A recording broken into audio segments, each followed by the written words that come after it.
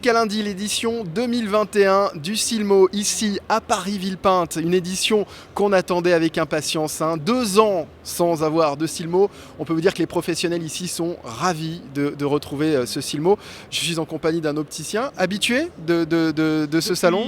Depuis 40 ans, oui, en effet, oui, puisque j'ai la chance d'être opticien depuis pratiquement 40 ans. C'est un rendez-vous annuel auquel on ne déroge jamais, de manière à soutenir la filière, marquer les temps forts de la profession et effectivement rencontrer tous les professionnels, les partenaires, afin de pouvoir avoir des perspectives sur le futur qui soient bonnes. Alors, bonjour Thierry Caillat. Eh bien, bonjour. Bienvenue ici au Silmo. Je crois que vous venez d'arriver en plus de ça. Je suis chaud. Voilà. Donc c'est parfait. Ça a dû être difficile justement de se priver de ce salon pendant 2 ans. Oui, effectivement, ça nous a beaucoup manqué. Il n'y a pas eu beaucoup de possibilité de remplacer cet événement par d'autres événements, parce que l'Europe était touchée complètement. On n'a pas pu voyager, mais effectivement, moi je suis très très content d'être là pour les 4 jours qui viennent. J'attends avec impatience de rencontrer mes partenaires, de rencontrer les professionnels de la filière, pour pouvoir échanger justement sur notre vision du métier, l'avenir de la profession et les perspectives et les innovations. Voilà, votre vision du métier qui nous intéresse beaucoup, sans jeu de mots d'ailleurs. Vous êtes opticien spécialiste en contactologie. Alors je suis opticien indépendant à Lyon depuis 35 ans maintenant et toute ma carrière a été axée autour de la santé visuelle. Et effectivement, on peut dire que je suis un spécialiste en lentilles de contact, en contactologie, en basse vision également, en réfraction en général. Et surtout, ce qui est très important dans notre approche professionnelle, c'est que nous avons su mettre au centre du parcours de soins le client et le patient dans une synergie avec les ophtalmologistes, les orthoptistes, enfin tous les acteurs de la filière. On va parler myopie aussi avec vous, un sujet qui concerne beaucoup de monde, qui m'a également concerné pendant très longtemps. Moi, je me suis fait opérer de la myopie et aujourd'hui, les choses évoluent. Et dans le bon sens, heureusement, notamment avec l'apparition de verres qui permettent de stopper notamment l'évolution de la myopie et peut-être même petit à petit de la corriger.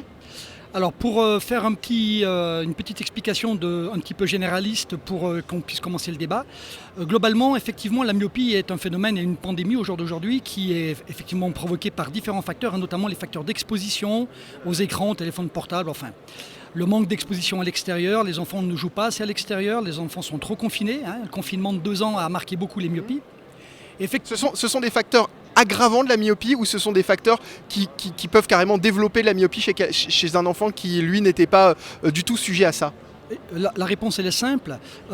Sur une population de 6 à 15 ans où la myopie avait une prévalence de 20% dans les années 1990, on peut escompter qu'en 2050, 50 à 70% de ces enfants-là, si les habitudes visuelles ne changent pas, seront myopes.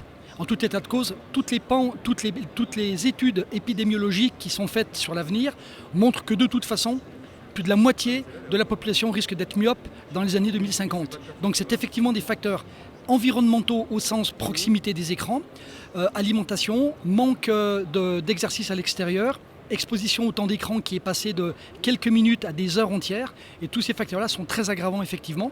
Le vrai problème de la myopie en tant que tel, c'est pas si grave de porter des lunettes ou des lentilles pour la compenser, c'est que les facteurs de la myopie, plus elle sera importante, plus risque d'exposer ces futures personnes à des risques pathologiques graves comme le décollement de rétine, le glaucome, la cataracte, enfin vraiment des pathologies sévères qui sont effectivement aujourd'hui l'objectif de toutes les énergies et toutes les initiatives qui sont engagées sur la freination de la myopie et non pas la correction définitive.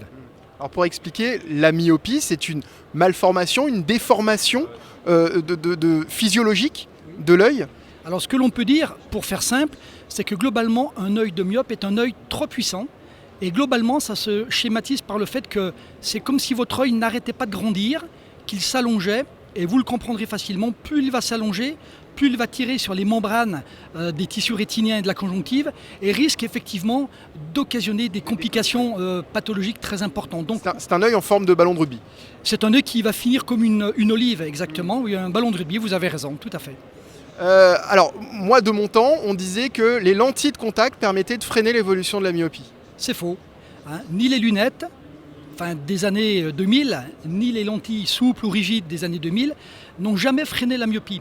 C'est effectivement des idées reçues que nous avions à l'époque par manque d'études cliniques sérieuses sur le sujet, car le sujet ne concernait pas grand monde. Les opticiens avaient tendance à informer leurs clients. C'était des informations que nous véhiculions, et moi le premier, quand j'étais jeune opticien dans les années 85-90. Maintenant, on sait effectivement quels sont les moyens que nous avons à notre disposition pour freiner la myopie. Non pas la corriger définitivement, mais la freiner et stopper son évolution.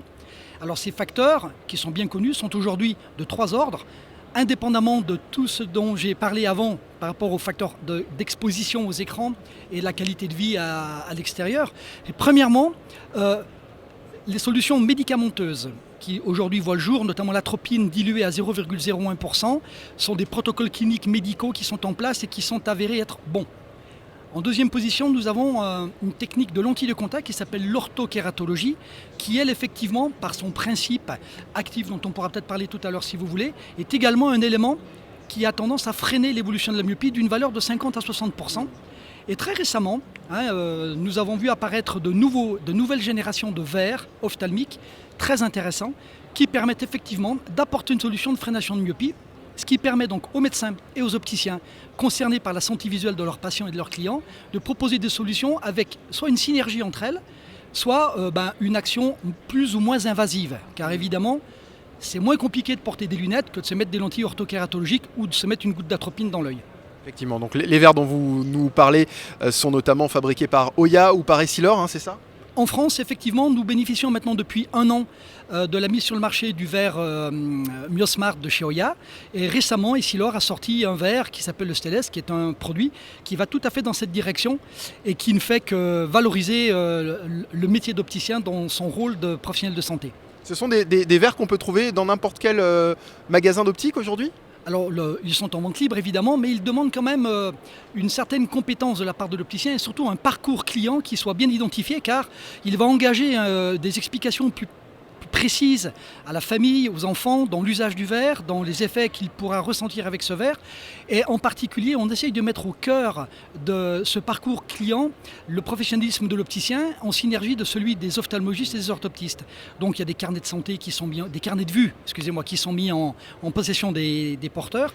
Et effectivement, il y a besoin d'une formation, il y a besoin d'avoir une approche qui soit effectivement particulière, et il faut effectivement vouloir jouer ce rôle de professionnel de santé pour arriver à proposer ces produits. D'abord, il faudra qu'ils soient prescrits par l'ophtalmologiste. Donc il faudra que l'opticien ait fait une démarche d'information en expliquant à son médecin qu'il est disposé et disponible dans cette technique-là, et en même temps prendre du temps avec ses clients. Merci Thierry Caillat de nous avoir éclairé sur le sujet de la myopie, qui est un sujet, on le sait, important et encore plus ici au Silmo. On vous retrouve où d'ailleurs tout au long du week-end ?